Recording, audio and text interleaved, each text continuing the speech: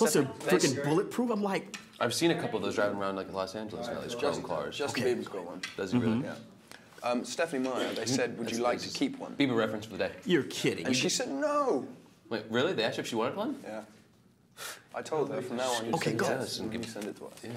You're kidding. She asked, you guys had an opportunity to keep one of the cars? No, not us. No. Oh. Yeah, come on. Definitely, I'm just asking. The cars are great, man. The helicopters, too. Yeah. You guys are fantastic. Hey, everybody. Welcome to the Phillip Siddiq Show. Our pleasure to have as our guest today for the film The Host, we have Max Irons and Jake Abel. They're going to give you all the 911, 411 about this particular film. Welcome to the show, guys. Thank you very much. Thank you.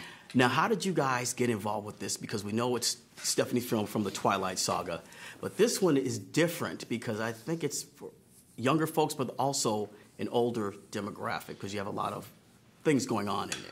When I got sent the script, I was told here's Stephanie Meyer's next project, and I thought, oh, okay. Well, I felt I knew a lot about it before I even started reading it. And it was a real pleasant surprise to find that this film isn't just a romantic story. It's a story of survival. It's a science fiction. It's an interesting science fiction idea which has never been told before. Right. And I think it poses a lot of questions as to what you would do in what is a kind of a human survival story.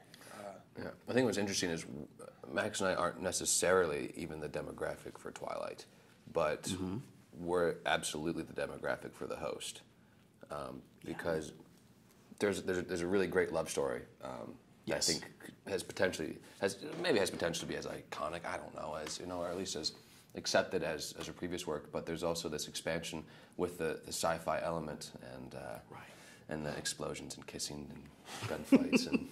Oh yeah, we're gonna circle. Yeah, we're gonna circle back to those the kissing aspects. Yeah. Okay. But training, I mean, you do a lot of stunts in here, plus the romantic part, the romantic scenes. How comfortable were you at filming those? There's a lot of kissing going on. Yeah. There's a bit of kissing. We didn't. I mean, thankfully, we all liked each other and we all got on. That makes it a hell of a lot easier because you trust each other. And you feel safe with each other. But we didn't. When I think back to those days, we didn't really think about it too much. We didn't worry about it too much. Yeah.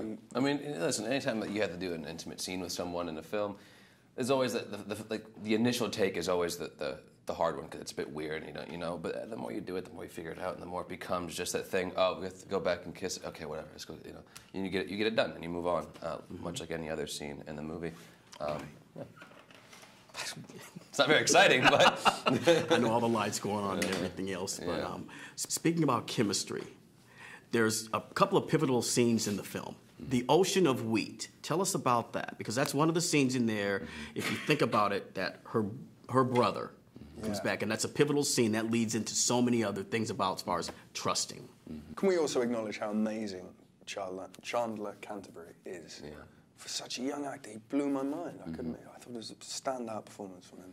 Yeah, I mean, the sets alone they built inside the soundstage. I mean, this whole wheat field inside the soundstage in Baton Rouge, I mean, was mind-boggling. Yeah. The entire cave was essentially built to scale with everything except the mirrored ceiling. That was CGI, but the rest of it was. I mean, to the dimension was exactly right. And we all had our own little rooms filled with our own stuff. Yeah. So I could stand outside on the balcony of my room and look up at him standing out in front of his room, which is great. It creates this sort of tension from the characters from where they would be. And then through that whole field of the ocean of wheat, as you so elegantly put it, is one of the locations where Wanda, the alien, starts to sort of cohabitate with us because she proves that she's a worker and she's willing to save us when the helicopters come, and it's incredible. But she's in, you guys are like in a triangle, or what would you describe it as? Because Wanda, Melanie, how would you describe it? It's for lack of imagination, it's the love box. Love box, which has connotations which we like, which we do like. But I think that's interesting. That really hasn't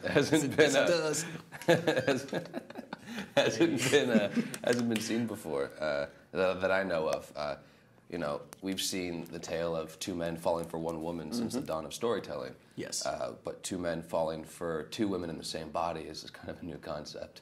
Right, and then her inside of her head saying, I want him, don't go with him, and all that other kind of the dynamic about that. Are you guys really ready for what's about to happen? I mean, because you guys The performances are excellent. You guys are going to go to the stratosphere. You guys ready? Oh, thank you. Thank you. I think the best part is we have no idea what's going to happen, and that's really relieving. And I don't think it's our job to worry about that too much. I think, first and foremost, we're actors, and that's what we want to do. I think all you can do is put your effort and intention into making the best work and going on to the next project. And don't worry too much about the consequential, superficial result of the work you do, because you can't control it. You'll be hot one minute, cold the next. That's a certainty for any actor. So just concentrate on doing the work, I think. Fantastic. Well, guys, we got to wrap it up. They're giving us a sign. Max Irons, Jake Abel. Maybe the next interview, part 2 of the host, we'll get him to talk about Imagine Dragons. So, you guys, thanks a lot. Thank you very much. Thank you, guys. It's a pleasure, man. Appreciate it. Oh, you guys. Thank you very much.